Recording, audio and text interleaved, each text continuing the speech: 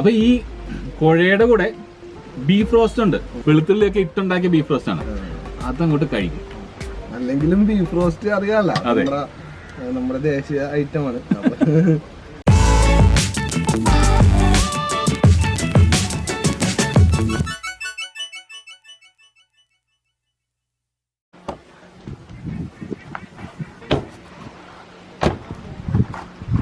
നമസ്കാരം. നമ്മൾ ഇപ്രാവശ്യം കുട്ടനാടാണ്.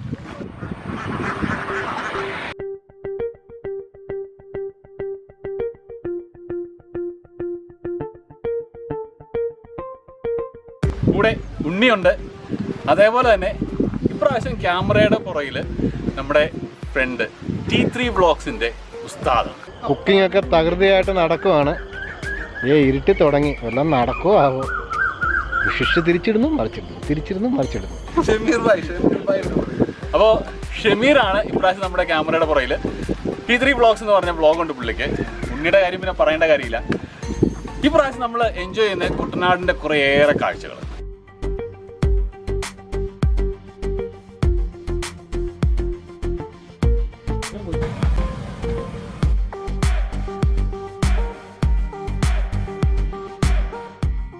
അതേപോലെ തന്നെ നല്ല അടിപൊളി രുചി.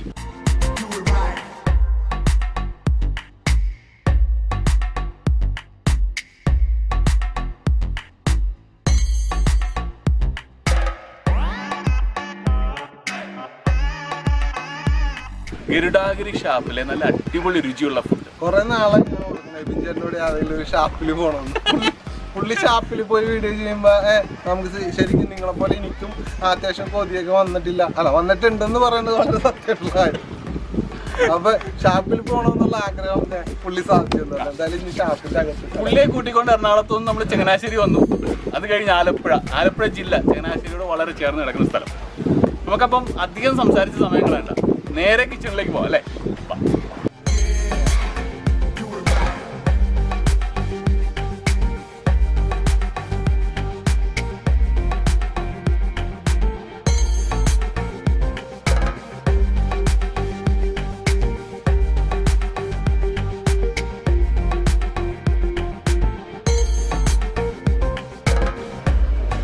ഞങ്ങൾ കിച്ചണിലേക്ക് കയറി വന്നു. പക്ഷെ നമ്മൾ വന്നപ്പോൾ ഒരു സ്വല്പം താമസിച്ചു. 12 മണിയായി.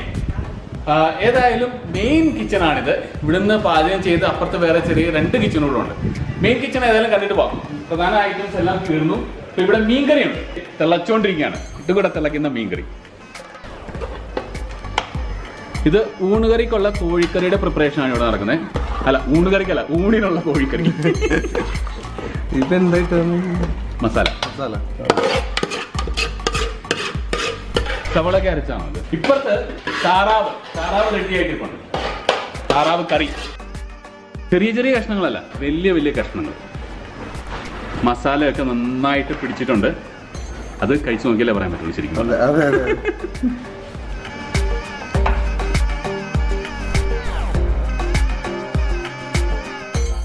ഇവിടെ കോഴിക്കറി, നാടൻ കോഴിക്കറിയാണ്.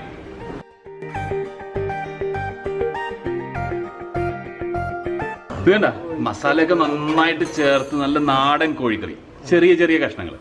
കൂടെ കറിവേപ്പില മേളില് തൂക്കിയിട്ടുണ്ട്. അതേപോലെ ഇത് ഊണിന് വേണ്ടിയുള്ള മീൻകറി.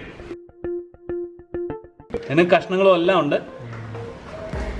കോട്ടയം സ്റ്റൈലില് പുളിയൊക്കെ ചേർത്ത പുളി കഷ്ണം, കുടംപുളിയൊക്കെ ചേർത്ത മീൻകറി. ഇത് ഊണിനുള്ള കോഴിക്കറിയുടെ പ്രിപ്പറേഷൻ ആണ്. ചേട്ടൻ ഇപ്പം മസാല ഒക്കെ ചേർത്ത്. ചേട്ടൻ്റെ പേരെന്താ? ബാബുവേട്ടനാണ് ഇതെല്ലാം ചെയ്തത്.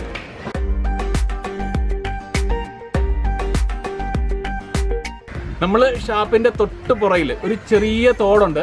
അവിടെ ഇഷ്ടം പോലെ താറാവ്. ഒരു ദിവസം നല്ല തിരക്കാണെന്നുണ്ടെങ്കിൽ താറാവിനെ ഇങ്ങോട്ട് വന്ന് പിടിച്ച് അങ്ങോട്ട് മുറിച്ച് കണ്ടിച്ച് കറി വെച്ചാൽ മാത്രം മതി. നമുക്കിനി അടുത്ത അടുക്കളയിലോട്ട് പോവാം, സമയം കളയണ്ട.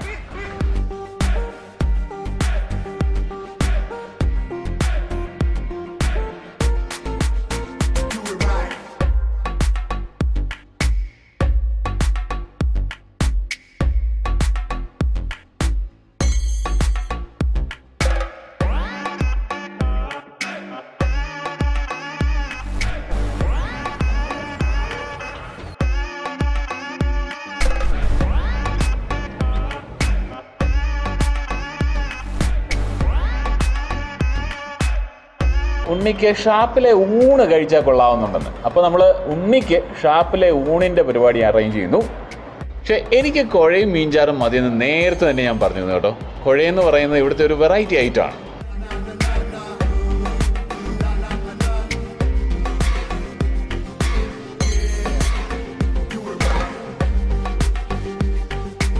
അതേപോലെ ഷമീറും പറഞ്ഞിരുന്നു പുള്ളിക്കാരന് കപ്പയും ബീഫ് റോസ്റ്റും മതിയാണ്.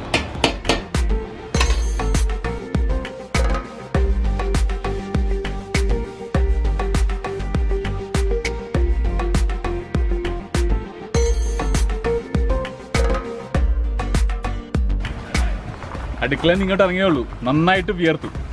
കർഷകനല്ലേ ചെളിയാവും എന്ന് പറയുന്ന പോലെ നമ്മൾ അടുക്കള ഷോട്ട്സ് എടുക്കാൻ പോയാൽ ചെറിയ വിയർപ്പൊക്കെ ആവും, സാരമില്ല. രുചി നല്ലതായിട്ട് ഉണ്ടാവണം എന്നേ ഉള്ളൂ. ഒരു ഉന്മേഷമാണ്. നമുക്ക് അതിൽ കഴിച്ചു നോക്കാം. ഇനി കഴിക്കുന്ന സമയമാണ് അടിപൊളി രുചികളുടെ സമയം. വാ. അവര് മാത്രമല്ല, ഞാനും നന്നായിട്ട് വിയർത്തിട്ടുണ്ട്.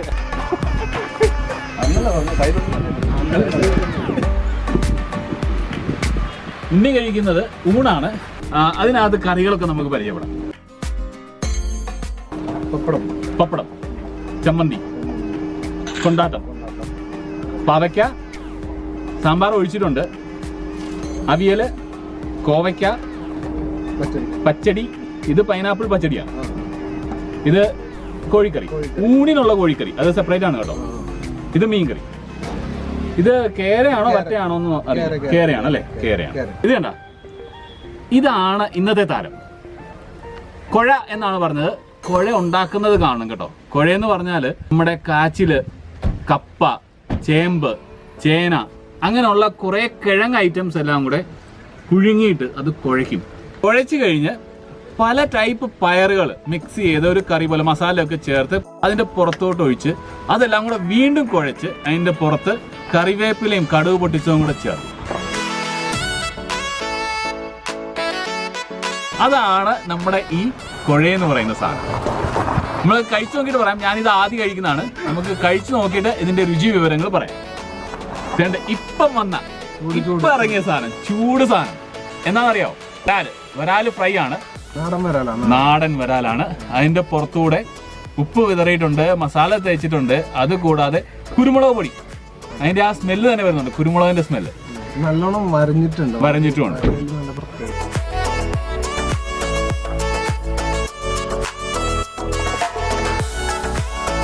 അപ്പൊ നമുക്ക് കഴിച്ചു തുടങ്ങാം. ഉണ്ണി ഊണേന്ന് കഴിച്ചു തുടങ്ങി. അതിന്റെ അഭിപ്രായമൊക്കെ കേട്ടിട്ട് ഞാൻ തുടങ്ങാം. ഷമീർ കുറച്ചു നേരം വെയിറ്റ് ചെയ്യണം കേട്ടോ. മീൻകറിയുടെ ചാറ്. ഇത് വാളമീനാണ്, വാളയുടെ ചാറാണ്.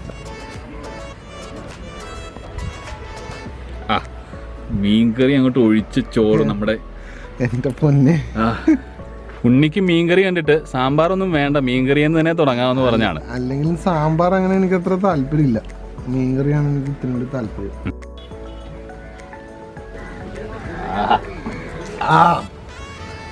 ഈ സാറിന് ഇങ്ങനെ ഇത്രയും കറിയാകുമ്പോൾ ഭയങ്കര പുളി ഉണ്ടാവും. ഭയങ്കര പുളിയില്ല, പക്ഷെ അത് ആ കുത്തരി ചോറിന്റെ കൂടെ അങ്ങോട്ട് ആയി കഴിയുമ്പോൾ കണ്ട അതിന്റെ ഒരു നല്ല അടിപൊളി ടേസ്റ്റ് ഉണ്ട്. ഇനി ഞാൻ ഒരു സാധനം പറഞ്ഞുതരാം. അതായത് ഈ വാള നല്ല സോഫ്റ്റ് ആയിട്ടുള്ള മീനാണ്.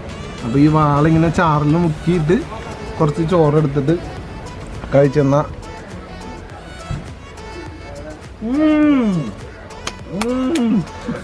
എനിക്ക് ഇവിടെ ഇരുന്നിട്ട് ഇരിക്കാൻ മേല. എനിക്ക് അടിപൊളി വാള. ഞാനും ഇതേപോലെ ഒരു പ്രാവശ്യം ഉണ്ടാക്കിയിട്ടുണ്ട്. ആദ്യം ഞാൻ കണ്ടിട്ടുണ്ട്. അടിപൊളിയാ. വാള ഭയങ്കര ടേസ്റ്റാ. നല്ല വാളയുടെ ദശ എന്ന് പറയുന്നത് നല്ല സോഫ്റ്റ് ആണ്. അതെ, വാളയുടെ പഞ്ഞി പോലെ. അതെ, അതിന്റെ കൂടെ ആ മീൻകറിയുടെ ആ രുചിയും കൂടെ വന്നു കഴിഞ്ഞാൽ ഞാനും കഴിച്ചോട്ട് എനിക്ക് ഇരിക്കാൻ പറ്റില്ല. ഇത് കണ്ട ദശ. നമുക്ക് ദശ തന്നെ നമുക്ക് കാണുമ്പോൾ അറിയാം, നല്ല സോഫ്റ്റ് ആയിട്ടുള്ള ദശ. അത് ഉണ്ണി പറഞ്ഞ പോലെ തന്നെ ഇച്ചിരി ചാറ് കൂട്ടി. ചോറ് വേണ്ട. ഇങ്ങനെ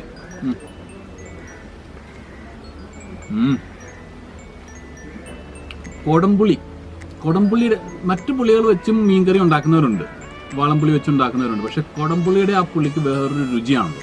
ആ രുചി അങ്ങോട്ട് വന്നിട്ട് ആ മുളക് ചാറും മീനിന്റെ ആ സോഫ്റ്റ്നെസ്, മീനിന്റെ ആ രുചിയും എല്ലാം കൂടെ വന്ന കിടു കിടു കിടു. ഉണ്ണി, ഇനി എനിക്ക് വേണ്ടത് ഇവനെ ഒന്ന് പൊളിച്ച്. വരാല് സംഭവം എന്താ വെച്ചാലേ എബിൻചേട്ടൻ്റെ ഷാപ്പിൽ വന്നോ എന്ന് പറഞ്ഞിട്ട് ഭയങ്കര ആഗ്രഹം ഉണ്ടായിരുന്നു. പക്ഷെ ഷാപ്പിൽ വന്നപ്പോഴാണ് അറിഞ്ഞത് ഷാപ്പിലും അവിടെ ഇവിടെയൊക്കെ വന്ന് ഷൂട്ട് ചെയ്യണത് ചെറിയ പണികളാട്ടെ. ഇനി ഞാൻ പണിയില്ല ഇവര് ഗരുഡാകരിലെ അടുക്കളക്കാർ പറഞ്ഞതെന്ന് വെച്ചാൽ ഇനി ഈ ഏരിയയിലോട്ട് വന്നേക്കരുത്. കാരണം നമ്മൾ 2 മണിക്കൂർ അതിനകത്ത് നിന്ന് ഷൂട്ട് ചെയ്തു. ഓക്കെ വിഷമിച്ചു പോയിട്ടാ സത്യമായിട്ട്. അപ്പൊ നമ്മുടെ വരാല് വറുത്തത്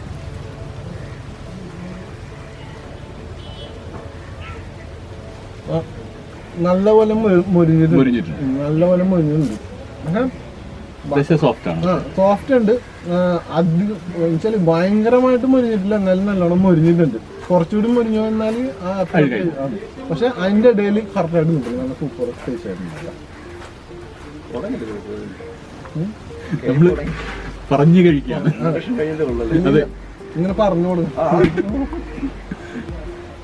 ചേട്ടൻ നമുക്ക് ഇവിടെ വിളമ്പാനായിട്ട് നമ്മളെ ഹെൽപ്പ് ചെയ്ത പാർട്ടിയാണ്. ചേട്ടൻ്റെ പേരെന്താ? അനി ചേട്ടനാണ്. കഴിഞ്ഞ പ്രാവശ്യം ചോദിച്ചതാണ്, ഞാൻ മറന്നു ഇടയ്ക്ക്, സോറി. ക്ഷമയില്ല. ഇത് കണ്ട, ഞാൻ മുമ്പേ പറഞ്ഞില്ലേ കുരുമുളക് പൊടിയുടെ സ്മെല്ല് വരുന്നുണ്ടെന്ന്. ഇതേ നോക്ക്, കുരുമുളക് പൊടി അതിനകത്ത് തൂക്കി. കുരുമുളക് പൊടി നമുക്ക് കാണാം അതില്. കഴിച്ചു നോക്കാം.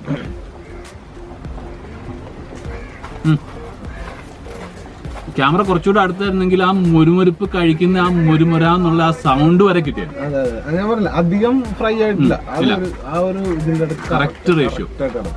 അതേപോലെ തന്നെ ദശ അകത്ത് നല്ല സോഫ്റ്റ് ആണ്, പുറത്ത് കുരുമുളക് പൊടിയുടെ ആ നല്ല രുചി വരുന്നുണ്ട്.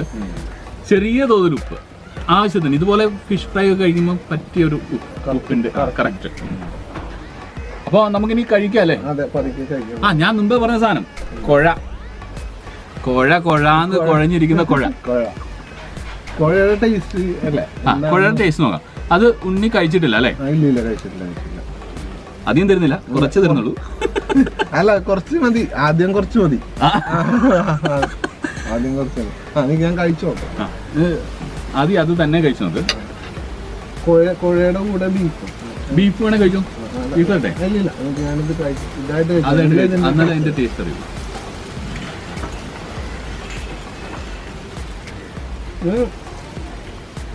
ഈ മെഴുക്കുവരട്ടിയും അതൊക്കെ ഇട്ടെങ്ങനുണ്ടേ, അതിന്റെ അത് കുറച്ച് മുമ്പ് ഇപ്പുണ്ട്. പക്ഷെ ആ ഒരു നമ്മുടെ കിഴങ്ങിന്റെ ഒരു ടേസ്റ്റ് നല്ല. കുഴയെന്ന് പറഞ്ഞാൽ പല കിഴങ്ങുകളാണ്. അതായത് കാച്ചില്, ചേമ്പ്, ചേന, കപ്പ, അതിന്റെ കൂടെ പയർ വെറൈറ്റികൾ, കുറെ പയർ വെറൈറ്റികൾ എല്ലാം കൂടെ പുഴുങ്ങി അത് കറി പോലെ ആക്കിയിട്ട് കൂട്ടി മിക്സ് ചെയ്യുന്നത്. ആദ്യം കടിക്കുന്ന ടേസ്റ്റ് ആയിരിക്കില്ല, രണ്ടാമതെടുത്ത് കഴിക്കുമ്പോൾ. കാരണം ഇത് വെറൈറ്റികൾ വേറെ വേറെ ആയതുണ്ട്. മീൻചാറ് അങ്ങോട്ട് ഒഴിക്കാം. ആഹാ, നോക്ക്. ഇത് കണ്ടിട്ട് കഴിക്കാൻ തോന്നുന്നില്ലെന്ന് പറഞ്ഞാല് വേണ്ട. മീൻചാറ് ഒഴിച്ച് കുഴ കൈ കൊണ്ടാണ് കഴിക്കേണ്ടത്. പക്ഷേ സൗകര്യം സ്പൂണുള്ളതുകൊണ്ട് നമ്മൾ അതിൽ അങ്ങോട്ട് മീൻചാറ് കൂട്ടിയെടുത്ത് ഇച്ചിരി കൂടുതൽ മീൻചാറ് തന്നെ എടുത്തു.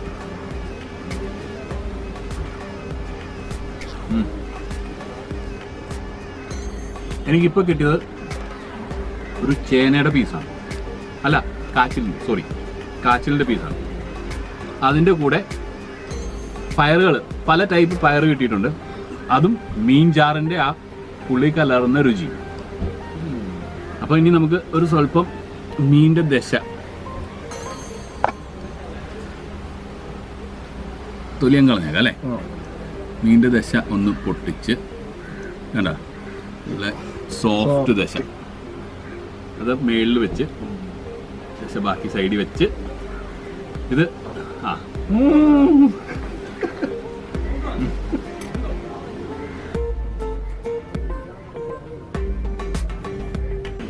ഇത് കൂടാതെ കപ്പയുണ്ട്. ഈ കുഴയുള്ളതുകൊണ്ട് കപ്പയിലോട്ട് ഞാൻ പോകുന്നില്ല. അത് ഷമീർ അങ്ങോട്ട് കഴിക്കട്ടെ. നമ്മൾ ഒരു സ്വൽപ്പൂടെ വരാല് പിടിച്ച് കഴിച്ച് കുഴയും കൂടെ കഴിച്ച് ഈ വീഡിയോ നമുക്ക് ഇവിടെ നിർത്താം അല്ലേ? അല്ലെന്നുണ്ടെങ്കിൽ കഴിപ്പ് അങ്ങോട്ട് നമ്മുടെ പൂർണ്ണമാവില്ല. നിങ്ങൾ നന്നായിട്ട് കഴിച്ച് എൻജോയ് ചെയ്തിട്ട് നിങ്ങൾ വീഡിയോകൾ കാണുക.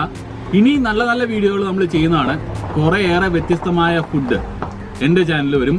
കുറേയേറെ വ്യത്യസ്തമായ മീൻപിടുത്തവും കുക്കിങ്ങും എല്ലാം ആയിട്ട് ഉണ്ണിയുടെ ചാനലിൽ. ഷമീർ വിദേശത്ത് പോവാണ് ഉടനെ തന്നെ. എങ്ങോട്ടാണ് പോകുന്നത്? മലേഷ്യ.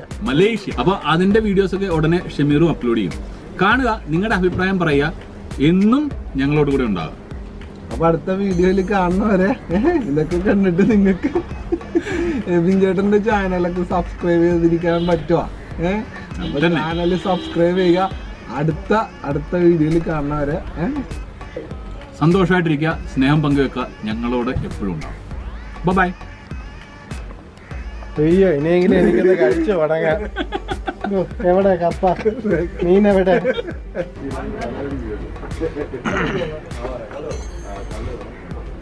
നല്ല മസാല മേമ്പൊടിയുണ്ട്. നല്ല ബീഫ് കഴിക്കുമ്പോൾ തന്നെ ആ ബീഫിൻ്റെ മുകളിലെല്ലാം ഒരു മസാല ലെയർ നന്നായിട്ട് നമുക്ക് കയ്യിൽ ഫീൽ ചെയ്യും. അടിപൊളി.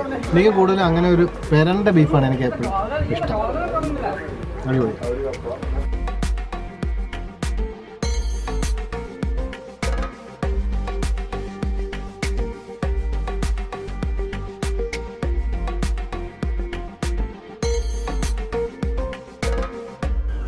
അപ്പോൾ നമ്മുടെ മീനിൻ്റെ കൂടെ നമ്മൾ കപ്പ എടുത്തിട്ടുണ്ട്. അപ്പോൾ കപ്പ ചുടാൻ വേണ്ടി പോണേ. അപ്പോൾ